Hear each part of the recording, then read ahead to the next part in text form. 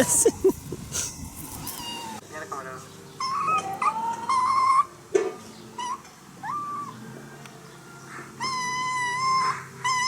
Hoy día viene.